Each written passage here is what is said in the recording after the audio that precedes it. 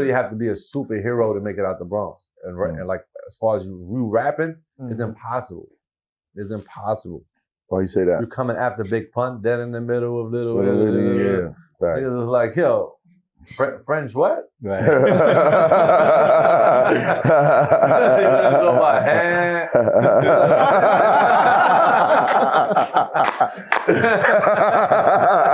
That's funny. You know what I'm saying? Yeah, I mean, those are some big shoes. Yeah, you know what I'm saying? Yeah. What? That's how I felt. See? I get you. That's some big shoes, bro. The Mecca. But going back to the DVD thing, I know, like, just like, you know, some interviews recently, Styles P had some issues with some J Hood said on his show. Yeah. How many phone calls was you getting? What you mean? I bumped into Fat Joe in the middle of West Side Highway. I'm driving my car, the car I just bought off the DVDs and all that shit. Right. Fat Joe put his window down.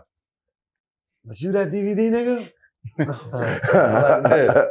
I'm thinking he about to give me my props. Yeah. So, yo, don't you ever put a nigga on there with a Terror Squad chain on like he stole it from us. I remember it was a nugga that had a Terror Squad chain on. Yeah. I was like, yo, don't you ever put a nigga on Terror Squad. That's how me and Fat Joe first met. Man, wow. You know what I'm saying? So just enjoy it. Fast forward years later, he started fighting for me. Right. He was definitely part of, you know what I'm saying? Like niggas playing my music. You know what I mean? So that's how it started though. That was one situation. With a threat. With a threat in the middle of the West Side Highway at a red light. Like, yo, don't you ever put a nigga on Cocaine City wearing a Terror Squad chain. He ain't rob nobody. Because, you know, you got your chain snatch or if there was a fight or the nigga got shot. We would go to the nigga that got shot in the middle of the hospital. Yo, how you felt? Jesus. Yeah. It was raw. That niggas was raw with it. Yeah. That's a fact. You're putting yourself in the middle of it though. There's a lot of self-inflicted issues. Yeah. It was a lot of problems. With dudes who obviously are familiar with problems, causing problems, having problems. Yeah. Dude just got shot. You go interview him. The people who shot him know that you just talked to him. Yeah, we was in the middle of it. But think about it. We go back to the block. It's the same thing. Yeah, but now you're just expanding the network of issues. Now you got them filmed. But I'd rather beef over $1 million a year than beef over a G-Pack. But how did you handle it when you would have an episode of Cocaine City and there's somebody else that's beefing with that person and they see you or your team? Like, how did you handle those issues? Yeah. First of all, I would just send my cameraman to go film the nigga that he's beefing with. Right after that, you got something to say about him? Say something about him? Then tell both sides of the story. Yeah. Well, they teach you in journalism you need to be objective. You're not supposed to have a side. Yeah. Right. He said what he said. He said what he said. They said what they said. Now, what you doing? We was never standing with one person. We would just be like, yo. Caption bullshit.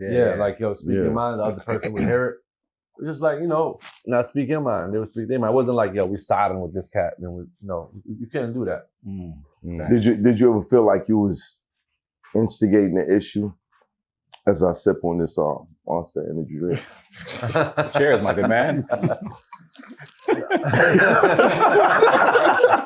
the whole question off. No, but I know sometimes it was like, we got his side of the story. We're gonna go get his side of the story. The first story that you got, that guy's gonna be like, yo, why you go talk to this nigga? You know what I mean? Yeah, nah. I felt like, you know, if whoever said that, we just like, fuck them. Like, it wasn't, you know what I'm saying? It wasn't that personal. Right. We were just going, whoever give us the story. If you don't give us the story, it's your fault. You don't, you know what I mean? You clear it on another platform. Right. Like sometimes somebody will come over here and say something about somebody, and the other person will answer them on a different platform. It doesn't take away from us, you know what I'm saying? What about the rappers you was cool with? What'd you do when somebody said something about them and you're like, I just did a song with this nigga? I was just telling him, yo, he said this. You want me to air it? You got something to say about it? I mean, once we got, you know what I'm saying, big at a certain level, you know, we had, you know, play by the rules. But in the beginning, we didn't give a fuck. Right. But think about it, back then, everybody was so with the shits, everybody in the streets, everybody wanted that type of smoke and that type of attention. So it just made y'all hotter. It made niggas gravitate to the DVD. You want to be in the shits. A lot of beef. We had a lot. Yeah. See? Right, nigga. Like that was the But Beef temperature DVD there. didn't have nobody standing behind the Beef DVD. We had yeah. Right, but you didn't see who was doing You don't know who the fuck owned who was doing the interviews. Right. No, you ain't know who owned it. Nobody knew. It didn't have a Smack. It didn't have Fendi. You know what I'm saying? Like you just didn't know who the fuck they was. Well, us, people knew, and we had to be outside. Right. That was my issue with The Source. The Source magazine do something. Everybody knew me as Mecca from The Source. And next thing you know, I'm answering for shit stories I ain't even write. People I ain't even talk to. G-Unit ran down on you, son. Never. First of all, D12 is ready to stomp you out. Rest in peace, Proof. Well, that's my guy. First of all, I was never in the streets like that. Second of all, I always made it a point to make people understand we are being objective. This is the story. You're gonna beef with him whether we talk about it or not. Y'all were beefing anyway. Right. We didn't make y'all beef. You're beefing now. You're beefing publicly. You won't shut up about it. Do you think people aren't gonna say something? Okay, so we're here to give the people what they're asking for. They want to know more about it. You can talk to us. He's gonna talk to us. Now the only issue is, if you don't say nothing, his story becomes the truth. Right. That's all you need to know. But being that you was at The Source, I gotta ask, did the DVD era slow down the magazines? No.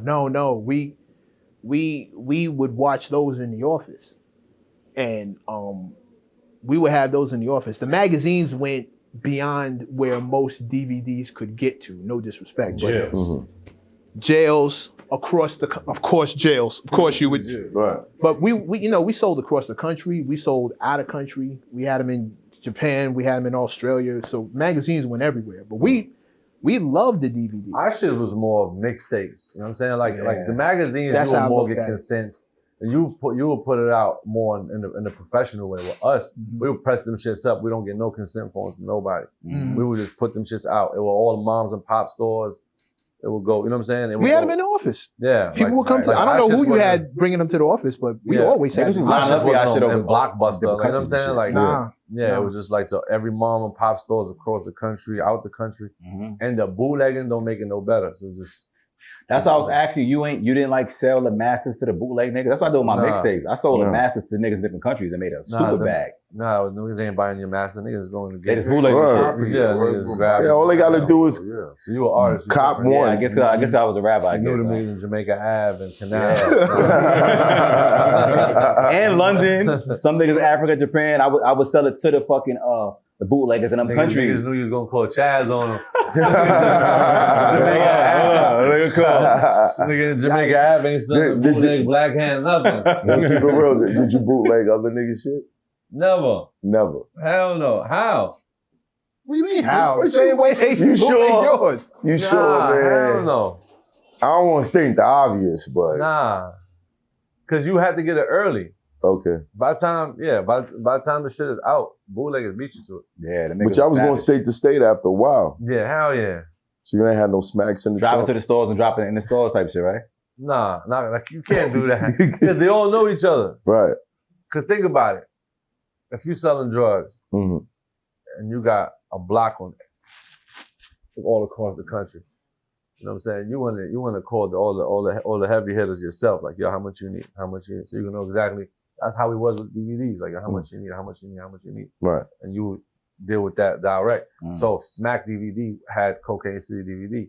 One of the dealers would hit me up like, yo, bro, this nigga selling your work. Right. So all of us dealt with them, especially the cats that was buying 1,000 boxes. You know what I'm saying? Shit like that. So it was like everybody. Y'all knew all the printing shops. All and that we had a lot of respect for each other. Right. You know what I mean? We Smack Fendi. It wasn't like no beef or none of it. Right. This Hoffa, trapper turn smack rapper. Only smack rapper that you know is smack rappers. Got bars, I can hang with the backpackers. Trap star, I don't hang with the backpackers. I'm in the hood with the work, you heard. Making fiends leave earth, you heard. Got your baby mama thirst, you heard. Feel the flow, nigga, throw it in reverse. This the wave you need to surf, you heard.